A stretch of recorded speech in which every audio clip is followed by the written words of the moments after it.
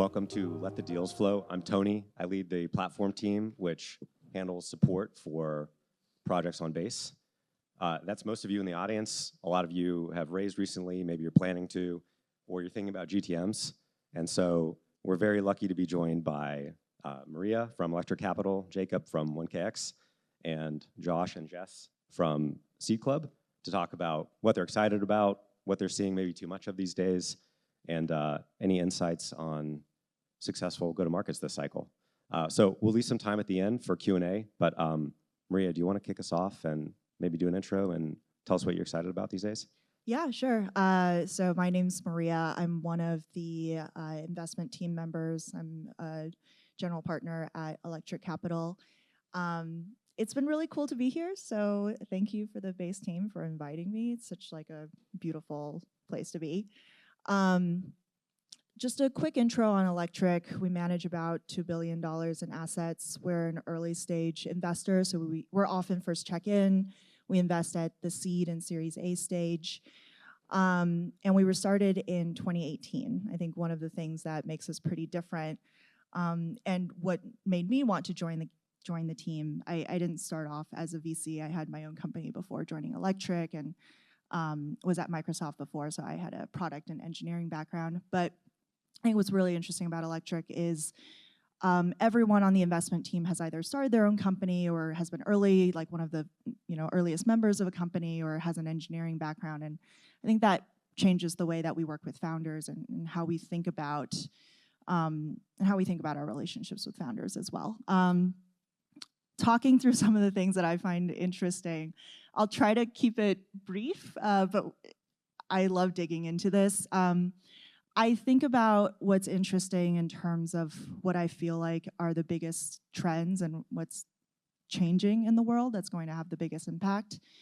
The things I'm paying attention to right now is I think the adoption of stablecoins is only going to grow, and that has a lot of downstream effects, from finance being more global to more dollars seeking yield on chain to all sorts of interesting financial products that can come out of that I think are super underexplored. Despite how much attention is on stablecoins, I think there's a whole 90% of it that people aren't really talking about. Second, what I find super interesting is finance being treated as entertainment now, and I think there's a merging of the two, and you can see that through prediction markets and perps markets and sports betting getting more and more popular, and a whole host of implications there as well, but that's a super interesting trend. And then the third one is the rise of adoption of AI, and so I think with crypto as effectively changing money into information, lots of interesting things there. So those are the three areas that I'm most interested in. Quick question, like what is not getting attention that should with stablecoins? Oh man, okay. So I think, first of all, the number of holders for stablecoins is really going to rise. So like stablecoin issuance has already 60x in the past 5 years, and 21% of the world population are living in areas with more than 6% inflation. And so I think if you believe that for the first time in history, people have access to the US dollar, there's gonna be a lot of dollar holders. And so right now, most stable coins focus on I see a lot of white labeling solutions, right? So it's like, hey, allow a bank to issue a stable coin. I think that infrastructure is certainly important. But I also think if you believe we're going to have billions and billions of people holding the US dollar, all of a sudden, they're not gonna passively hold it, they're gonna wanna do something with it. And so there will be a lot of yield seekers, and so interesting niche types of yield is certainly one thing that comes to mind. Infrastructure for people in emerging markets, holding stable coins, I think it's going to disrupt a lot of incumbents, and so we're probably going to see, for example, distribution is going to matter way more than a local power structure, meaning like Mr. Beast can go and launch Beast Financial and reach a lot of people globally. And that's going to bypass local banks, and that's going to bypass all sorts of kind of like local financial infrastructure. So I don't see a lot, I mean, if anyone's building that, please come talk to me. I don't see a lot of emphasis on that. So those are some examples of things without rambling too long. Jacob, what's hot these days? Oh yeah, we got to do a little mic passing. We're one short, yeah. Thanks. Yeah, hi, I'm Jacob. I work at 1KX, mostly focused around consumer and social investments. So that's probably where I'm most excited about. But in terms of other things, like definitely quite excited about DeSci. We're seeing a lot of progress there, and it's actually pretty fascinating to see.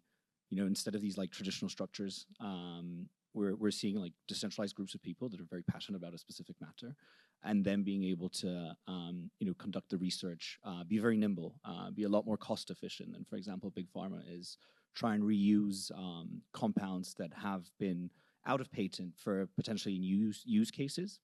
The other thing is quite excited about like using deep-in networks for things such as drones and being able to like create like, for example, a mesh of like drone docks across the US for things like looking at the critical infrastructure, solar panels, power lines, things like that, and obviously in social, which spend the most time, and consumer. Pretty excited about like net new social apps, like builders really trying to leverage crypto primitives to introduce something brand new. I think like we're long overdue a brand new social network. It's been quite some time since like probably TikTok being the last sort of big one that really sustains itself. Yeah, that's a little bit about what I'm excited about right now. Yo, what's up? I'm Josh. I lead early stage consumer investing at Seed Club alongside Jess. We also stream every day at 11 a.m. Hopefully some of you are watchers. Follow us. Follow us on Twitter. Need followers. Like right now, I don't see you opening up your phones. Yeah, right we're now, pausing this panel until all of you open up your phones. Yeah, so we've been around since, I guess for 5 years, made a bet on the consumer opportunity pretty early. Saw a lot of, all the support systems and funding going into infrastructure. I think we're pretty convicted that owning the consumer relationship and all the leverage that comes from that was going to be the killer opportunity in crypto. And, awesome to be here today where I think that's being proven, weekly. I think really the thing I'm most excited by is, people using tokens to just kind of redefine how value is created, distributed, and experienced on the internet. I think, tokenizing stocks is great, but I think inserting markets into places markets have never existed before is by far the most interesting and disruptive opportunity. So anytime we're talking to a founder who has a unique insight into some market that I have never even considered before, that's when I get excited. So. Yeah, I think even the premise of this question is kind of funny because I want to invest in things that I had never considered before and are just crazy new ideas that you have probably been running at in your free time for the last while and built conviction in, and you get to introduce it to us the first time. So I think that the thing I like the least about the crypto market is the fact that when prediction markets are hot, we will see 1,000 prediction market deals.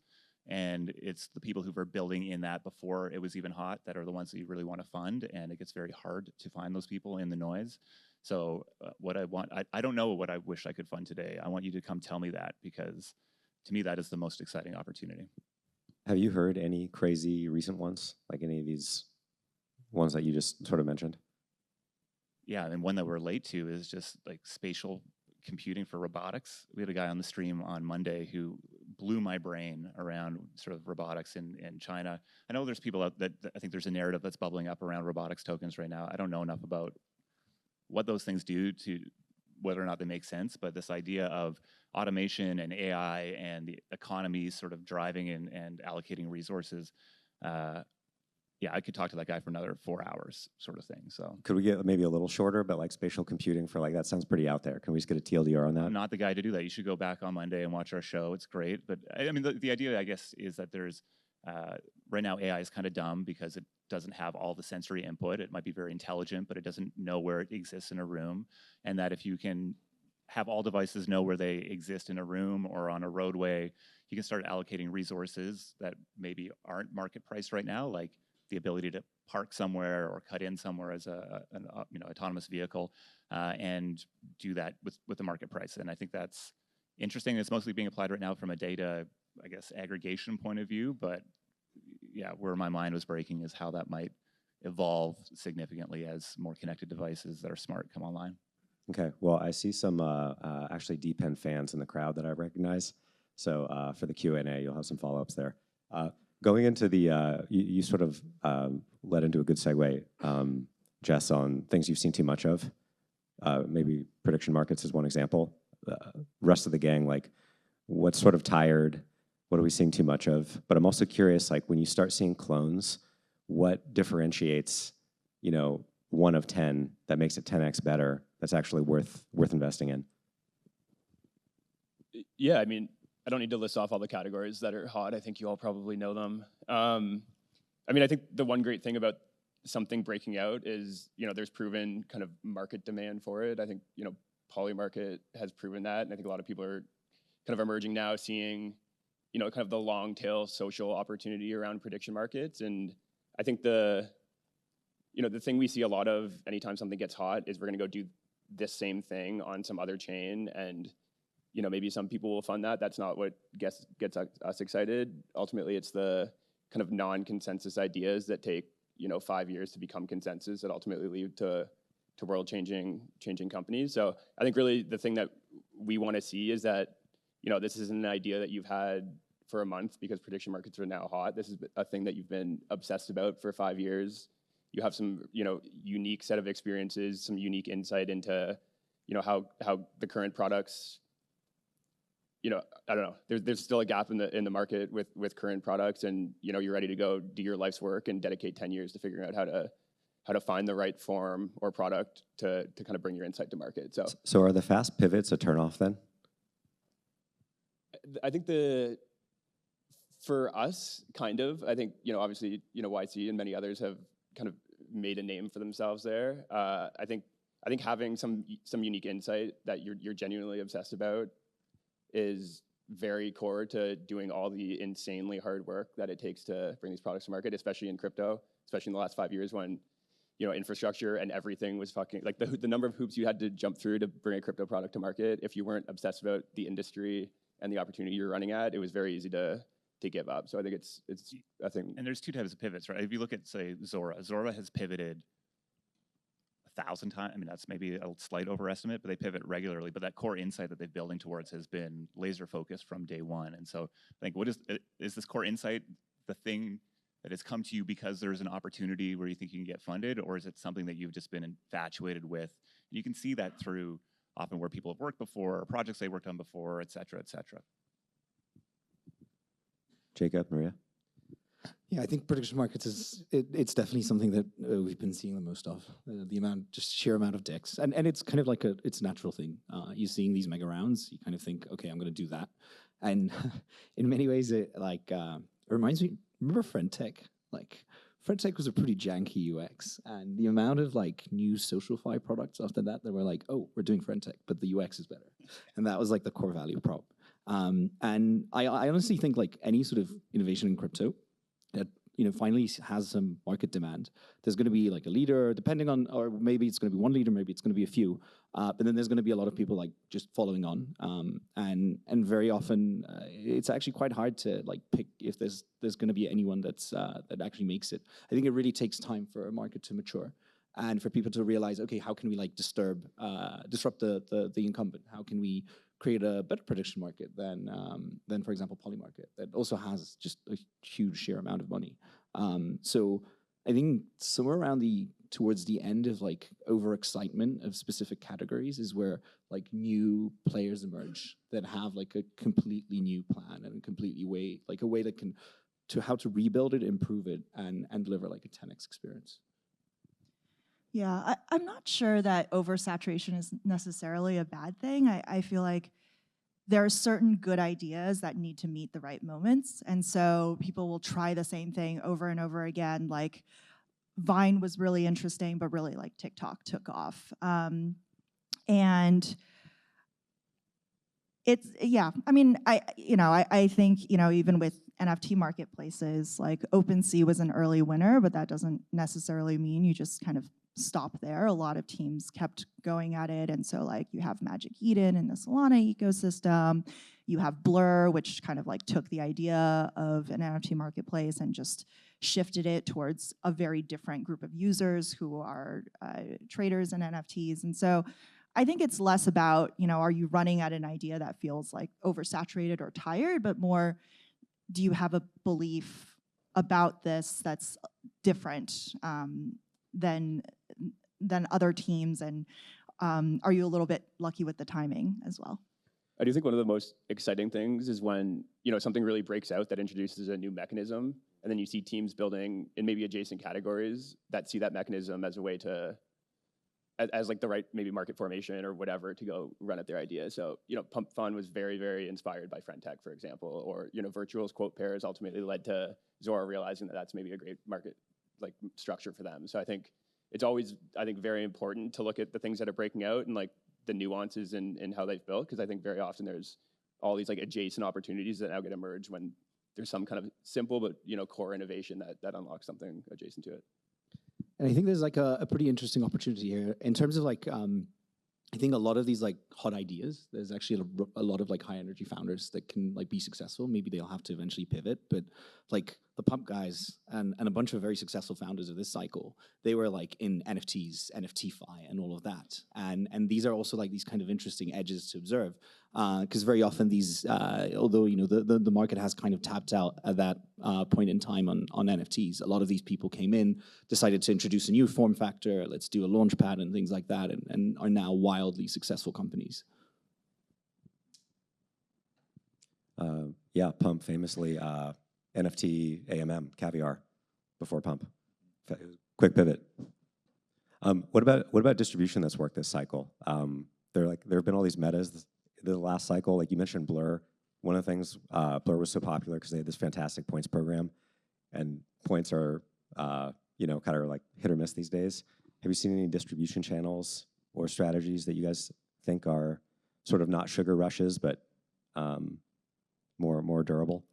Yeah, build great products. I mean, I think we just have, we're on the cusp of mass adoption, or at least the early majority is coming in, and I think points programs and these things are just going to look so, quaint and bizarre, I think, as we move forward here. I mean, not saying maybe there's an interesting way of doing it, but I think like we have perfect distribution of interesting ideas. You get the extreme takes, the most interesting things come across your feed all the time, and so if really your goal is to go get to that first 1,000 users who really, really, really, really love your product, distribution starts to solve itself, at least in that early stage. So I think that the chasing the sugar rush and the points programs and the launching the tokens, that meta is very much played out. I don't think it was set up to build lasting products for the most part. Very few have ultimately sustained after that. And so I think this is maybe a good era to be building in, also one maybe you don't have the advantages that you had by just being one of the few people that was layering a token into your product, but I think ultimately that's going to be very, very healthy for our space. And so I don't think there are magic one-off hits here. I think you need to go build a great product that has a great business behind it that people then want to use, own the token of, and you're going to have a good time. Yeah, and I think there's this belief in crypto that, I don't know, if you don't have 100,000 followers or you're not top of Kaido mindshare, or a bunch of people yapping about you, like your product's not working. And I think in more cases than not, getting attention before you're ready for it is actually harmful. You have a bunch of people who you're not actually building for now using your product and trying to pull it in ways that aren't in line with kind of your core insight or who you actually want to go serve. So I think to Jess's point, like, who are you building for? Go like relentlessly serve the 100 or 500 or 1,000 people that really care about that thing. And if you do that really well, then the rest is going to take care of itself, at least in the early days.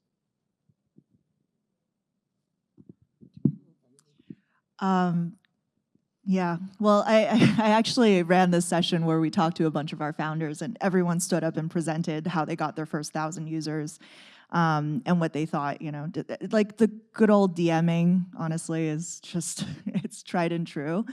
But it feels like just from that session, listening to all these founders talk, I think the number one takeaway is don't go after the wrong founders, or don't go after the wrong users. Don't get too excited just because someone's willing to talk to you or test your product. Like, make sure you're going after the right community of people, and it sounds very. I think it sounds just like very obvious when you say it, but honestly pretty hard to do. But yeah, good old DMing, stalking people on DBank to see what their wallets look like, a lot of unscalable things. Yeah, crypto Twitter is not a target user base. Crypto Twitter is just like, it's not a target user base. You need to get way more granular than that. If you just release it into crypto Twitter and expect everyone to use it, you're not building for anybody. Yeah, I mean, it's. I think we've really like kind of tapped out on how many users can we get within like the very crypto native crowd. I kind of came like my very first investment thesis was around like social graphs, and it was basically this like copium around how like you can launch successful apps on top of a social graph. You're going to get your users, you're going to be successful. Turns out it's a lot harder. These social graphs aren't like actually growing fast enough. You need to be like really experiment on like growing the pie and trying to acquire net new users. Experiment with like Web2 social channels. It's actually super important. I'm like experiment with advertising. I'm seeing like crypto products right now. We totally like kind of shit on like advertising and that like we're not gonna have that in crypto. It's one of the most successful like business models out there, and some of the largest companies in the world are actually benefiting the most from advertising. That's like their core revenue driver. You really have to try and get outside, but really think of like what's the core value prop to a user that isn't crypto native, isn't there for like a potential token incentive, and I'd say. The best sort of case study on that of like how can you become top of mind, and not even just in crypto circles but outside of this is Pudgy Penguins. Like the game they've mastered in terms of like distribution, being top of mind, people sending themselves Venmos and sending Pudgy Penguins even not knowing this is like crypto native IP. You really have to experiment with those channels because we need to build for a much broader audience. It's interesting though, because that's a bit different than Maria was saying, because you were focusing more on just like do unscalable things, like just DM people, get user feedback, which is sort of on the opposite spectrum of like the ads. By the way, shameless spindle plug, if you're interested in ads, is Austin in the room by chance? Okay, we'll DM me and I'll connect you to Austin. He's the BD for Spindle. Do you have like a standard playbook for like the teams that are about to launch? Like, is it a combination of like just get your first 100 users via DMs, also send Pudgy Penguins to anyone? I mean, ads is just, that's like fantastic advice. I think going outside of crypto is really good advice. It just depends on who you're targeting, right? Like if you're trying to drive TVL, I'm not sure that going outside of crypto, unless you have some, unique distribution channel to institutions, like that could be really interesting. But going viral on TikTok won't bring in the TVL necessarily, and so you may need to go through more crypto native channels. But if you're targeting a, if the people that you're targeting are on TikTok, then that would be the right channel, right? If the people that you're targeting, I see crypto ads in like the subway in New York City now, and none of them mention crypto. So it's like, okay, if you think your users are actually riding the subway in New York City, like, yeah, maybe run an ad like that. That might be really interesting. And so I think it really comes down to just knowing really, really well exactly who it is that you're trying to talk to, and figure out, what channels are those people on? How do you reach these people? And so that could be crypto native, that could, and it could be unscalable, or it could be actually quite scalable, and maybe you run ads. Do you have any advice for actually how to identify people? Because especially like with DeFi founders we talk to, they can find these people on chain. It's very hard then to like link them. What's their Twitter? Do you have any strategies, maybe ones that you're willing to share for like how you actually find individuals to reach out to? Yeah, I mean, two things. One, I think being like a cult leader of the type of person that you're trying to build for is very important. So you need to be, marketing is talking to a walking parade, not a standing army, and you just need to have something really interesting to say and just relentlessly repeat that. And I think with today's algorithms, if you do a good job of that and people care about that, then some of them will see that and hit you up, and hopefully you can onboard them. And I think the other thing is just what Maria was saying earlier is just everyone is constantly yapping on Twitter. You can just go find the people who are talking about the stuff that you're building for, or the interest area that you're building for, or the fandom you're building for, and DM them. Like, I think DMing people, setting up a group, and aggregating those people in one place has been central to all of the breakout crypto products that we've seen. Yeah, I think, I mean, there's some DeFi founders who are really clever about this, and so these are just some of the things I've seen and heard about. But it's really, it seems like it's really about breaking into the right groups. And so there's a few ways to do that. One is, yes, it's hard to match wallets to Twitter identities, but you can actually match a fair number of wallets to Twitter identities. And so I think even finding like 5 of these wallets and DMing them and seeing if you can get a warm path to them breaks open that group of people. You can start bringing these people in as, you can raise a small community round and get some of these people in as angel investors. You can fight your way into some of these Telegram groups where you access, these people as well. And so I think it's, it's basically, it feels like it's like there are these like closed silos of groups that you want to break into. And so just like all possible attack vectors you can use to break into these groups. This concludes the presentation component, and we will now move into Q&A.